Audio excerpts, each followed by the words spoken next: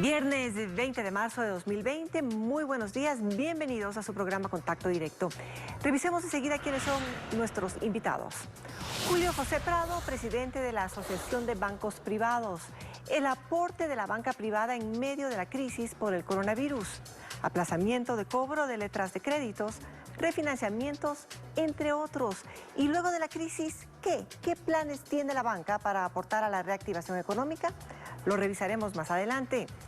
También nos acompaña Jorge Yunda, alcalde de Quito. Las medidas en la capital para enfrentar al coronavirus. Restricciones, su economía, aplazamiento de pagos de servicios básicos. ¿Qué otras medidas tiene o prepara el Cabildo quiteño? Lo analizaremos. Y Federico Cabrera, médico epidemiólogo, acciones gubernamentales contra el COVID-19, insumos médicos, adecuación de casas de salud para atender a pacientes infectados. ¿Cuánto más debemos estar bajo la emergencia? Lo examinaremos. Industriales y exportadores proyectan millonarias pérdidas por la inoperatividad de las fábricas y los problemas en el transporte de productos tras la restricción de la movilidad y emergencia sanitaria. La restricción de la movilidad decretada por el gobierno tras la propagación del coronavirus en el país ha provocado que la mayoría de las fábricas dejen de operar, pues lo recomendable es quedarse en casa. Pero según Javier Díaz, presidente ejecutivo de la Asociación de Industriales Textiles del Ecuador, se proyectan millonarias pérdidas para el sector. El 80% de las fábricas del sector textil y confección ecuatoriano se encuentran cerradas actualmente. Nuestro sector en promedio factura 4 millones de dólares diarios. Por tanto, mientras más se alargue esta emergencia, mayores serán los problemas de las empresas. Y afirma que para evitar que se genere recorte de personal, es necesario el apoyo del gobierno. Para que la liquidez de las compañías se proteja. De esa manera, nosotros podremos también estar tranquilos con nuestros trabajadores, que ellos se mantengan en sus casas. Otro problema es el que enfrentan algunos exportadores que necesitan sacar sus productos desde las plantas hacia los puertos. En el gobierno ya conocen este problema. Es por ello que los ministros del sector anuncian que están tomando medidas. Solo en el caso de la exportación llevamos un reporte de más de 300 millones de dólares en pérdidas o por lo menos en carga que no se ha podido todavía poder enviar. La transportación de alimentos, pese al toque de queda, debe ejecutarse con normalidad. Los choferes de los vehículos que lleven productos de primera necesidad pueden circular con el respectivo salvoconducto. La actualidad, los protagonistas, el análisis y la información en Contacto Directo. Hola Lenin, continúas tú con la primera entrevista. Hola Gaby, buenos días a todos quienes nos acompañan. La crisis sanitaria y la crisis económica del país son asuntos que no pueden estar desconectados. Son temas serios, graves, que tienen que ser atendidos con la misma prolijidad y urgencia. No están desconectados, no son temas extraños, por el contrario, se encuentran correlacionados. El uno afecta en el otro de manera proporcionalmente inversa y no tiene sentido que esperemos curarnos de una crisis y no de otra. Se tiene que actuar, se tiene que avanzar de manera conjunta buscando la salud total. Julio José Prado, presidente de la Asociación de Bancos Privados, nos acompaña esta mañana. Economista, buenos días, bienvenido a Contacto Directo. Buenos días, Lenin. Gracias por la invitación. Un gusto estar con ustedes. La crisis sanitaria y el estado de excepción declarado está afectando a la economía del país. Las empresas no producen, los emprendedores no pueden desarrollar sus actividades plenamente, los informales no tienen a quién venderle, los desempleados tienen en estos tiempos perdida toda su esperanza de revertir aquella situación. ¿Cuál es entonces el estado de la banca en los actuales momentos y cuál es el aporte que van a realizar para que el país empiece a funcionar nuevamente una vez que se haya superado esta preocupación primaria que se ha generado entre los ecuatorianos, el coronavirus?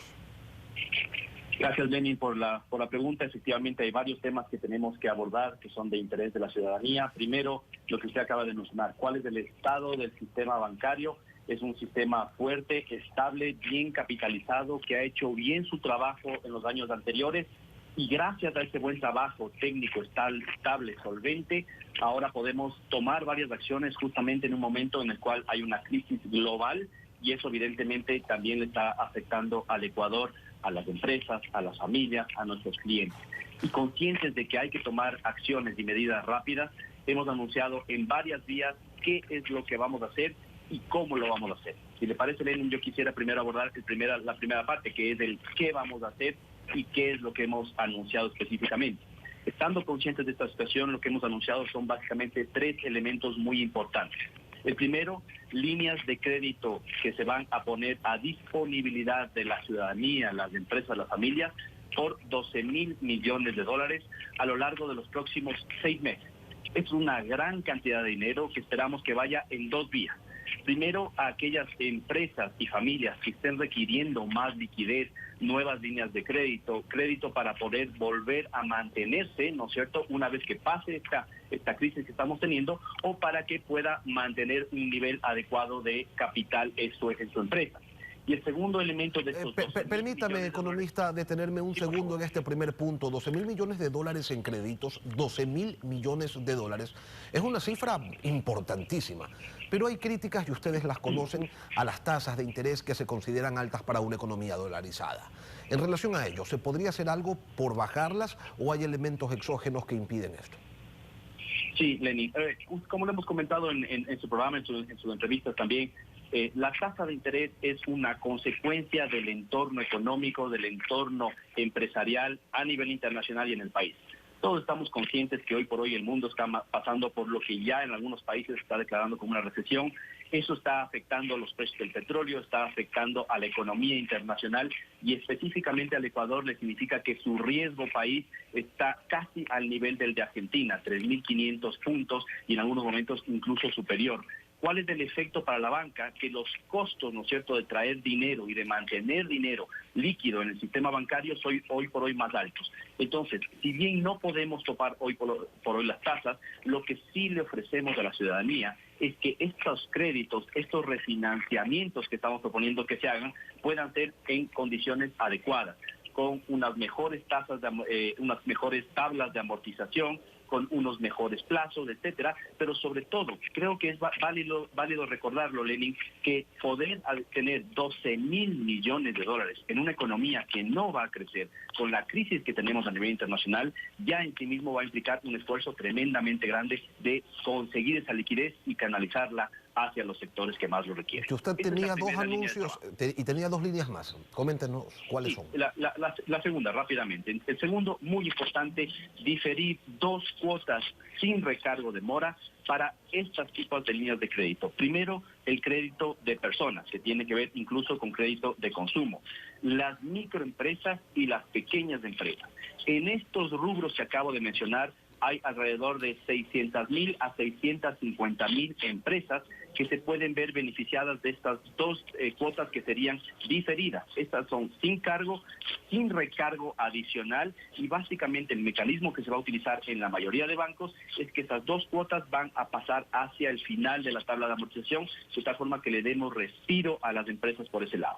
Y el tercer elemento, Lenin... Permítame ahora detenerme en el segundo punto, por favor, economista Prado. Por favor. Hay algunas personas que creen que este diferimiento va a venir por parte de la banca, es decir, que lo que tienen que pagar este mes y el siguiente, sencillamente no les va a llegar ninguna notificación de cobro y que será trasladado hacia el final. ¿Va a ser así o tienen que comunicarse con su banco y decirle, hey, este mes no voy a poder cancelar lo que debo, el siguiente tampoco, difiérame estas 2 cuotas para el final del plazo pactado? Ahí es donde entramos al cómo, Lenin, ¿no es cierto? Que es básicamente, en este caso, evidentemente, tenemos que entender que hay 24 bancos privados del Ecuador y cada uno tiene su sistema de comunicación y de operación con sus clientes. Entendemos que hay personas que en los últimos días han esperado ya que esto se haga automáticamente, pero lo que están haciendo los bancos ya desde el día de ayer y lo seguirán haciendo en los próximos días y la próxima semana es encontrar los canales que les permita a sus clientes hacer ese diferimiento de pago lo más rápido posible. Y además, Lenin, hay un tema muy importante que quisiera mencionarlo. Todos tenemos que arrimar el hombro. Los que sí puedan hacer sus pagos, ¿no es cierto?, de estos créditos que hemos anunciado, pero también créditos de vivienda, créditos corporativos, créditos de tarjeta, les pedimos que lo hagan, porque esto nos va a permitir canalizar esa liquidez de los que sí pueden pagar y no se han visto afectados hacia los que realmente lo necesitan hoy por hoy. Si todo el mundo dice, hoy por hoy no voy a pagar los créditos y simplemente todo el mundo decide entrar en una moratoria, ahí sí que evidentemente no podemos arrimar el hombro y no podemos ayudar. La tercera línea. Se lo está comunicando. La tercera línea es refinanciamiento caso por caso. Y ahí entran 3 rubros importantes o 3 segmentos de crédito importantes que son, primero, las tarjetas de crédito, segundo, los créditos hipotecarios y tercero, los créditos básicamente del segmento corporativo. En estos 3 tipos de segmentos es donde necesitamos identificar a los clientes que están aproblemados específicamente por el COVID-19 y por el entorno económico general que está viviendo el mundo y poderles ofrecer tablas específicas de amortización y en el caso que corresponda, por ejemplo, en las tarjetas, los bancos individualmente, por ejemplo, están poniendo a disponibilidad de la ciudadanía temas relacionados con aplazamiento de pagos, por ejemplo, 0 pagos mínimos, diferimiento de cuotas, segmentación en función de los clientes, es decir, pero ahí sí, y quisiera ser muy claro, en el caso de tarjetas de créditos, que es la gran duda que tiene la ciudadanía, es caso por caso, y cada banco está iniciando estrategias específicas que les permitan atender a sus clientes de mejor forma en estos temas. Cuando hablan de refinanciamiento de créditos, estamos hablando de un refinanciamiento obviamente con intereses.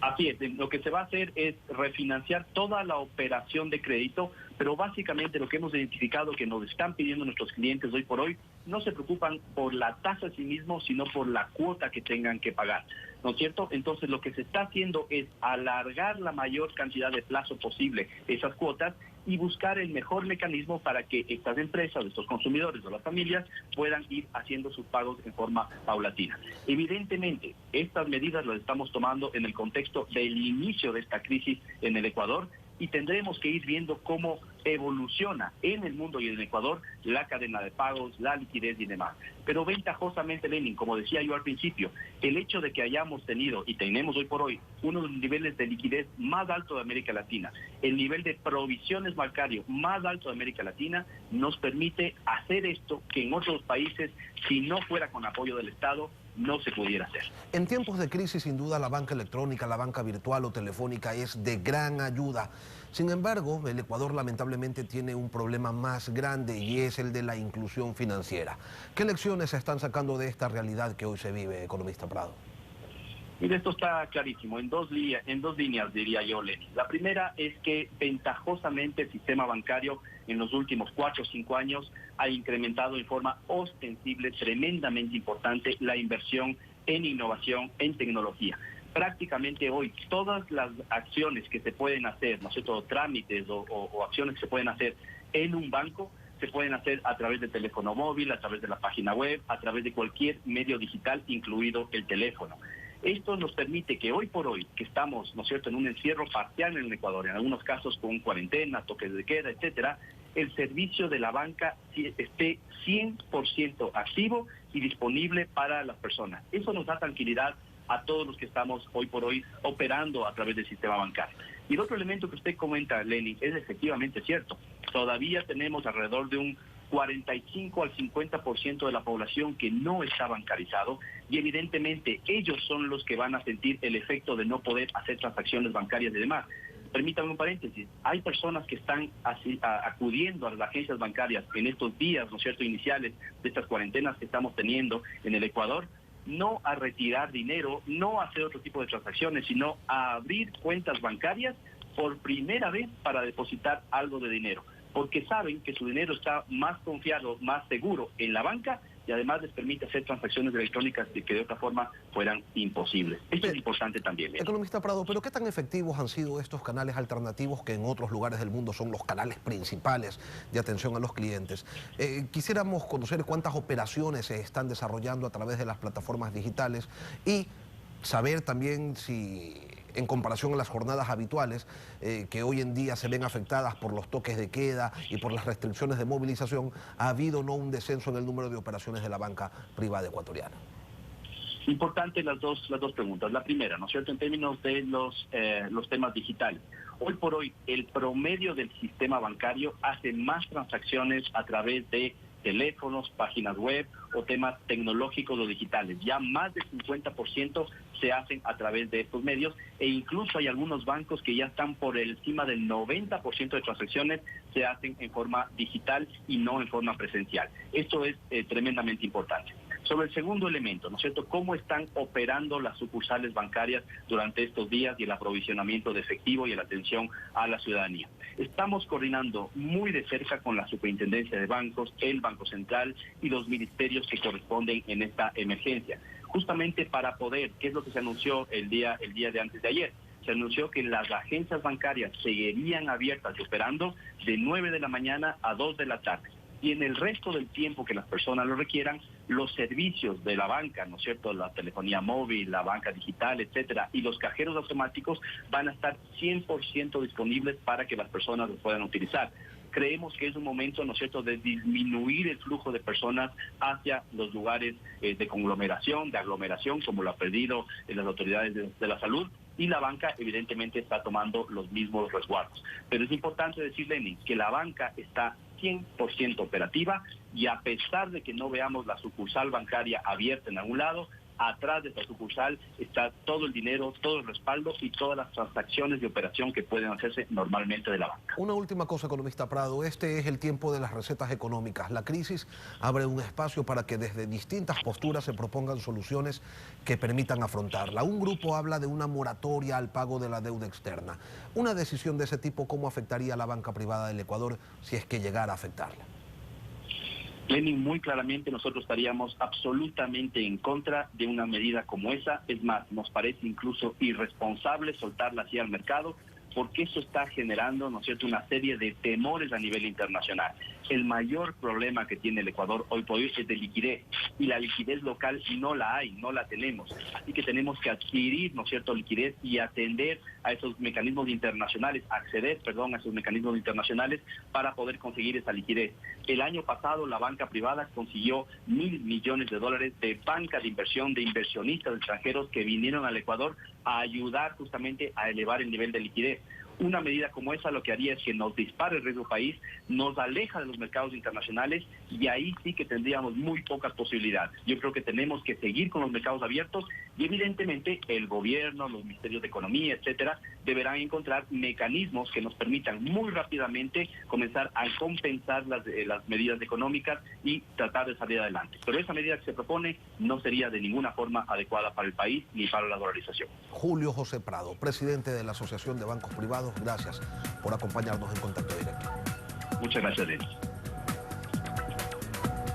Vamos a una pausa y al volver, Jorge Yunda, alcalde de Quito, las medidas en la capital de la República para enfrentar al coronavirus.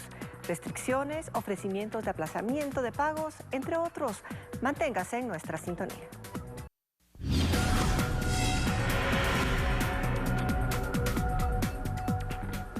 En lo internacional les contamos que Italia se convierte en el país con mayor número de muertes por coronavirus al contabilizar 3.405 fallecidos.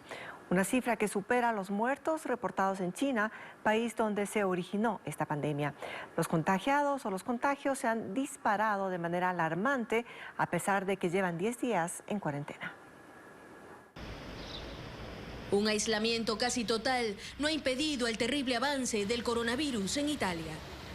Llevan más de una semana en cuarentena, pero los casos aumentan diariamente y ya superan los 41.000. La situación más dramática se registra al norte del país. Ahí en la región de Lombardía, las desérticas calles de Bérgamo son ocupadas por camiones militares cargados de ataúdes. Son las víctimas del coronavirus cuyos cuerpos serán incinerados en otras localidades, pues el cementerio de la ciudad está lleno.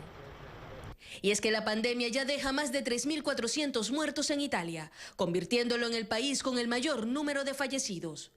Y la situación amenaza con empeorar, pues las salas de hospital están copadas.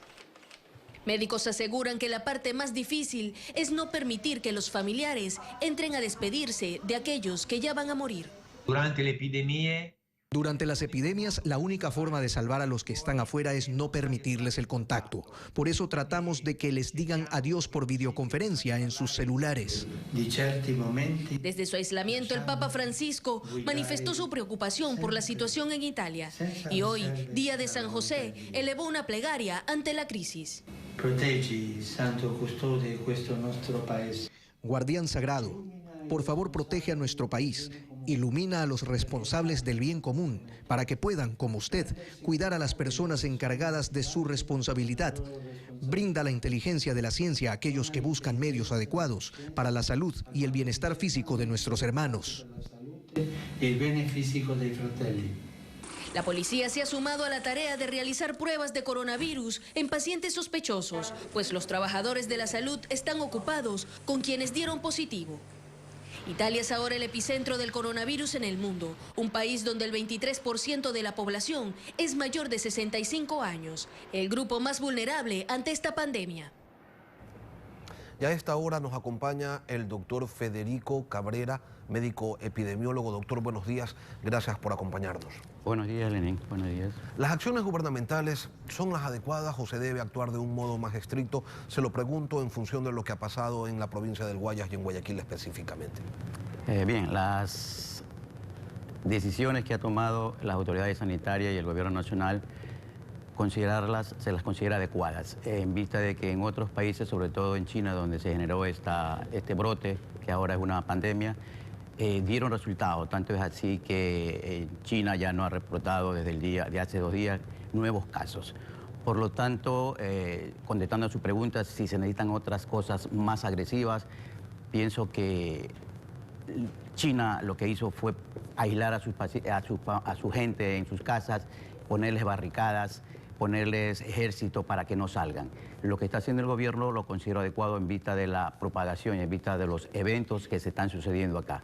Estamos esperando más casos y esto pasó y pasa en todo el mundo actualmente, que un día tenemos una cantidad X, luego esto sube en una forma exponencial, no es matemática. La población no tiene que estar alarmada cuando ve que de un día a otro se incrementan, qué sé yo, 50, 60, 80 casos.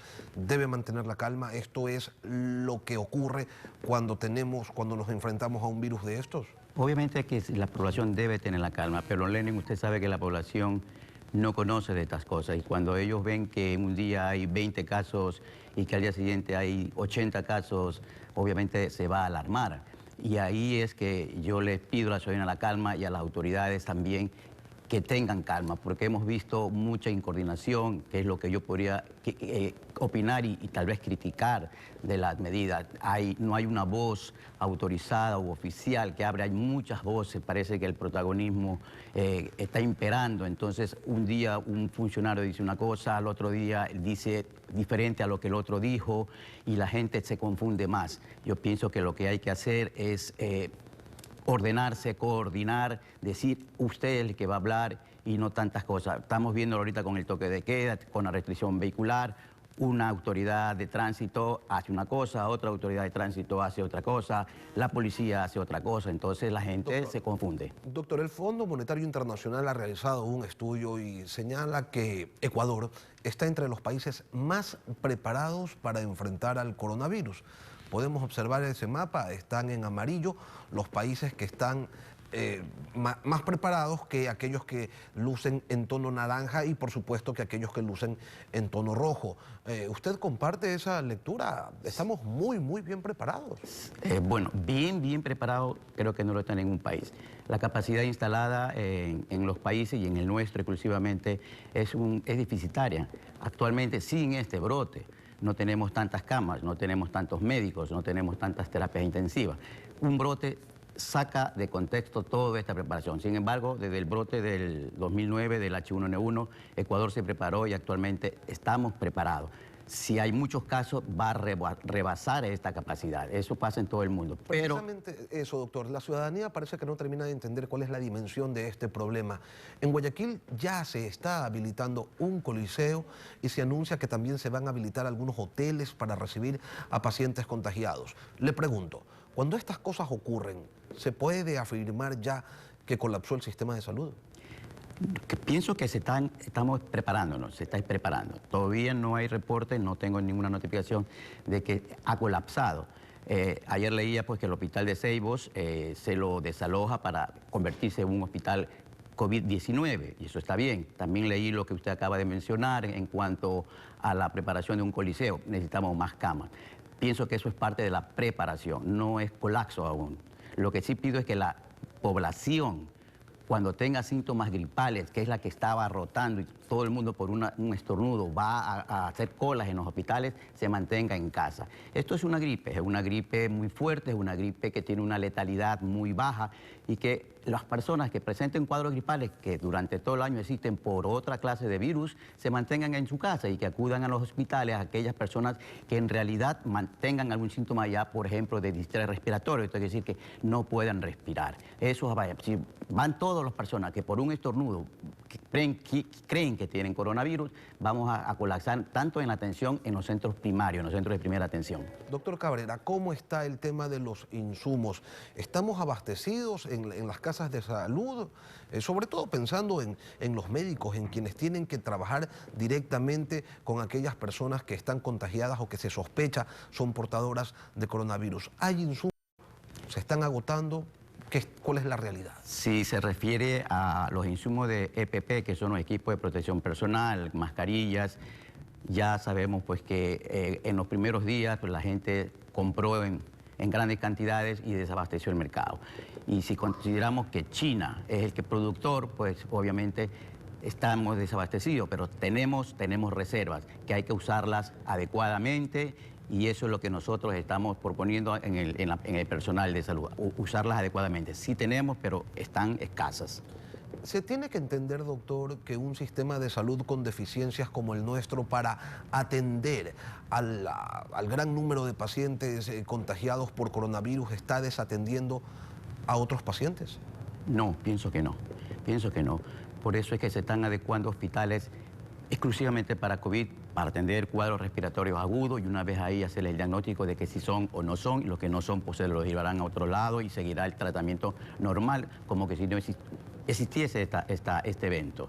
No estamos, la gente, los médicos estamos conscientes de eso y tenemos preparados los médicos para atender las enfermedades que tradicionalmente y comúnmente hemos atendido. Guayaquil tiene la mayor cantidad de casos del país, 114, y se han dictado medidas bastante duras para la ciudad. Parecería que ya se está comenzando a respetar el toque de queda y las restricciones de circulación vehicular. Sin embargo, ¿debemos seguir esperando a que crezca el número de casos, doctor? Van a crecer, Delín, van a crecer porque hay personas que ya han sido infectadas o contagiadas y los síntomas se van a presentar. En otros no se presentarán probablemente, serán asintomáticos. Otro grupo muy pequeño será los que requieran hospitalización y un grupo minúsculo serán los que fallezcan. Eso está en la historia natural de esta enfermedad. ¿Y esto en qué momento se detiene, doctor Cabrera?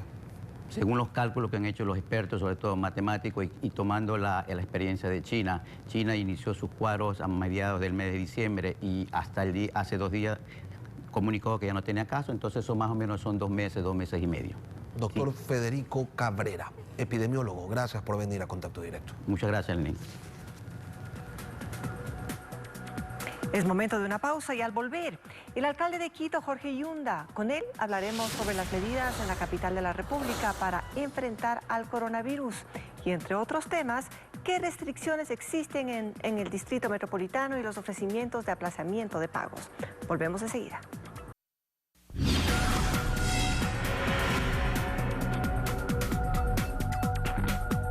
A partir de mañana, sí, desde el día sábado se amplía el horario del toque de queda en el Ecuador. Ya no será de 21 horas a 5 de la mañana. El toque de queda comenzará a las 19 horas en todo el territorio nacional y será hasta las 5 de la mañana, con excepción de la provincia del Guayas, donde la situación se mantiene igual.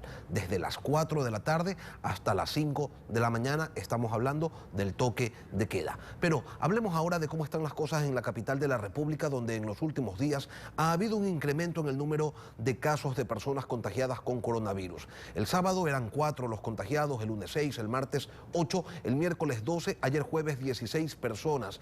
¿Esos casos tienen relación con el caso primario, con algún caso importado o ya hay contagio comunitario en la capital de la República? Se lo preguntamos al doctor Jorge Yunda, alcalde de Quito, con quien vía telefónica estamos conectados. Bienvenido a Contacto Directo, doctor Yunda.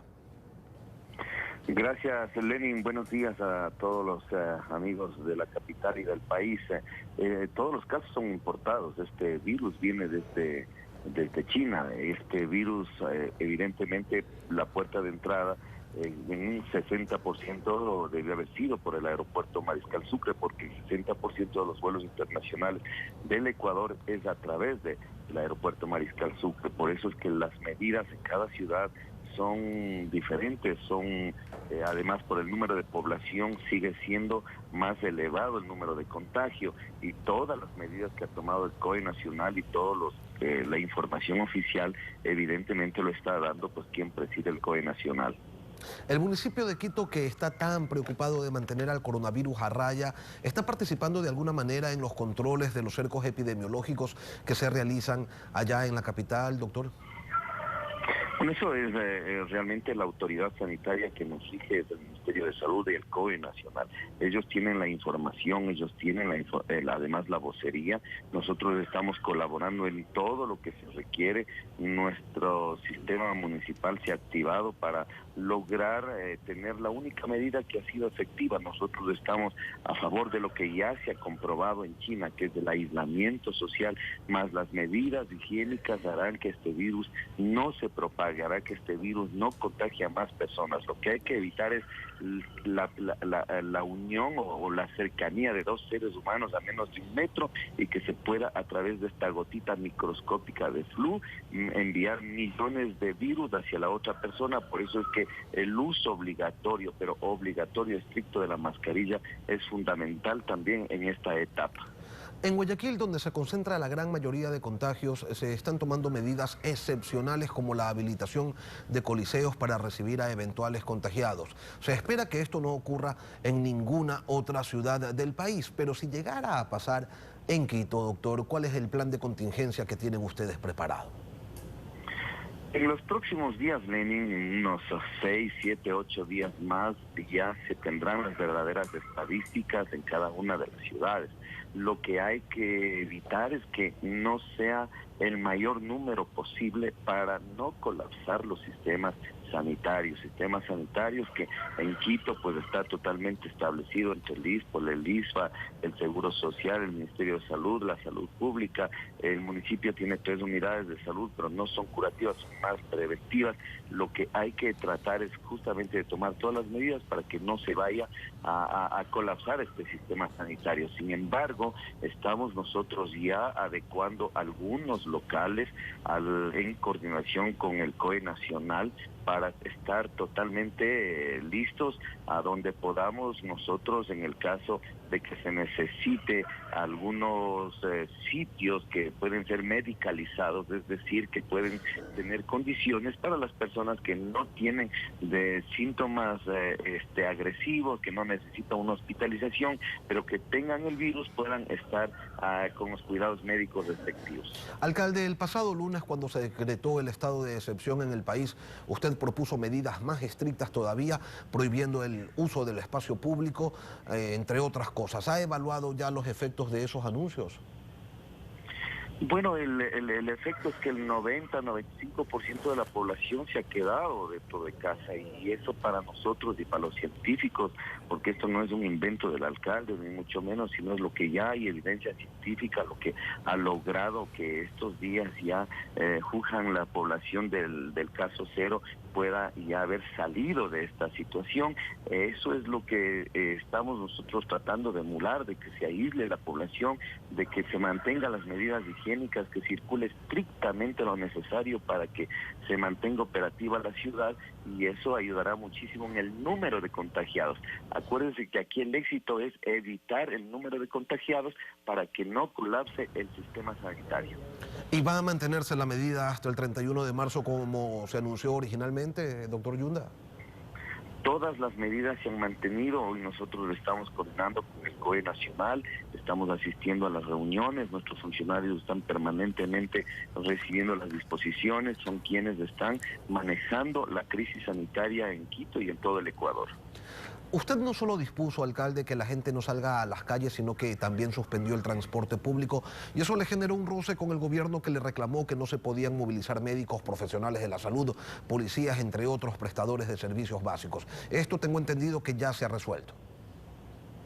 Mire, es la primera pandemia desde que tengo uso de razón, y además el evento más catastrófico que ha sufrido el mundo, y nuestro país no es la excepción.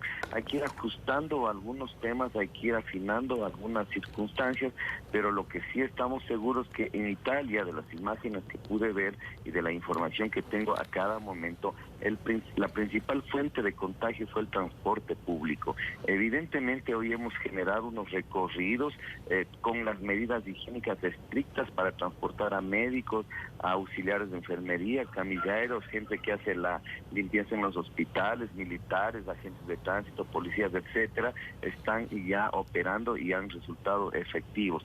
Pero de ninguna manera el transporte público puede abrirse porque es la principal fuente de contagio. Otra preocupación de la gente allá en la capital y en todas las ciudades del país, en realidad, alcalde, es qué ocurre con los indigentes, con las personas que no tienen hogar, que viven y duermen en las calles. ¿Qué ha dispuesto usted en relación a ellos? Bueno, se ha construido un albergue para un tema tan complejo y delicado que siempre estamos tratando con el patronato y la Secretaría de Inclusión Social de Quito, pero hoy, dada la emergencia, ya se ha dispuesto que todos están con los cuidados necesarios en un albergue. La población vulnerable y en condición de calle no puede ser la olvidada en esta crisis, y nosotros hemos tomado las riendas para que puedan estar absolutamente controlados. Alcalde, usted le ha dicho a los quiteños, primero la salud, lo económico lo resolvemos juntos después. ¿Cuáles son las propuestas para afrontar la crisis económica que se agudizará una vez que se haya superado la crisis sanitaria? Mira, esta es una tragedia de doble vía. Principalmente el tema de lo que está pasando en Italia, con casi 500 muertos diarios. España está ya en una emergencia sanitaria y recién se están dando cuenta de las medidas que debían haberse tomado hace algunas semanas atrás, hace de que en realidad nosotros estemos totalmente preocupados. Pero aquí estamos a tiempo de frenar esa pandemia, de que suba ese pico epidemiológico, y de la mano la tragedia económica es evidentemente que golpeará a todo el mundo, a todo el planeta, y nuestras economías frágiles, nuestro país, nuestra ciudad, evidentemente serán los más golpeados. Yo creo que aquí, si tenemos vida, tanto los organismos internacionales, la Banca Mundial, el Gobierno Nacional, nosotros como municipio en nuestras competencias, propondremos al Consejo todo, absolutamente todo lo que sea para mitigar el problema económico de los ciudadanos. Leía que usted está por proponer un proyecto de amnistía para quienes tienen deudas con el municipio. ¿De qué se trataría? Bueno, nosotros, el Consejo Metropolitano tiene la facultad legal de poder hacer una remisión en cuanto a intereses, en cuanto a multas, y sobre todo a mí lo que me preocupa es la reactivación de esa empresa pequeña, de esa empresa mediana, que en Quito es alrededor del 80% de la economía. En ese sentido estamos trabajando, estamos hablando con algunos concejales, y en su momento propondremos todas las medidas y bienvenidas todas las sugerencias para mitigar el problema económico en lo que compete a las competencias, valga la redundancia, del municipio. También se ha hecho referencia a un postergamiento o fraccionamiento del pago por los servicios municipales. Denos un ejemplo, alcalde. Por ejemplo, si es que el agua potable ahora no lo pagaron y no se va a cortar, y no se está ahorita pensando en cobrar servicios municipales, lo podemos aplazar a 12, a 18, a 24 meses. O sea, esos temas que le compete al municipio lo estaremos resolviendo en la medida de que todos tenemos que meter el hombro para levantarnos de esta crisis económica que seguramente será devastadora. ¿Y cómo está el músculo económico del municipio de Quito como para brindar este tipo de ayuda? Se lo pregunto, alcalde, porque se sabía ya que existían algún tipo de retraso, sobre todo en la asignación de dinero por parte del gobierno central. Nosotros contamos con un presupuesto cuyo principal ingreso es evidentemente lo que por ley tiene que asignarle el gobierno nacional al municipio. Además, hay otro rubro que son las tasas y los servicios públicos que tiene el municipio. En ese contexto, evidentemente, hay y habrá que entender y habrá que sentarse con el gobierno nacional también para poder tener todo tipo de financiamiento o de refinanciamiento, pero efectivamente necesitamos estrictamente lo que nos permite ser operativos, lo que nos permite funcionar como ciudad, y en ese contexto no hemos tenido ningún problema de llegar a acuerdos con el gobierno nacional. Alcalde, un mensaje para los habitantes de la capital de la República y para el país en estos tiempos de crisis sanitaria. Sí, desde que tengo uso de razón, esta crisis nunca lo he enfrentado, el mundo no lo ha enfrentado, es una enfermedad nueva. Eugenio Espejo en 1785 se dio cuenta que un enfermo de viruela que era visitado por otro enfermo, morían los dos. Él lo describió, que se trataba de algo que hay en el ambiente que se contagiaba.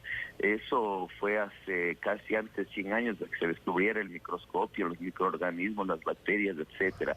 Hoy que la ciencia ha adelantado tanto, lo único que le sirve a Quito y al país es aislarse, ir a la calle porque tiene que adquirir un medicamento, porque tiene que adquirir un producto alimenticio. Póngase la mascarilla, use alcohol gel, desinfecte todo lo que se pueda, desinfecte el teléfono y juntos saldremos adelante. Muchas gracias. Jorge Yunda, alcalde de Quito, gracias por acompañarnos aquí en Contacto Directo. Gaby. Lenin, amigos, hasta aquí Contacto Directo. Bueno, nos volveremos a encontrar la próxima semana. Permanezcan en sus casas.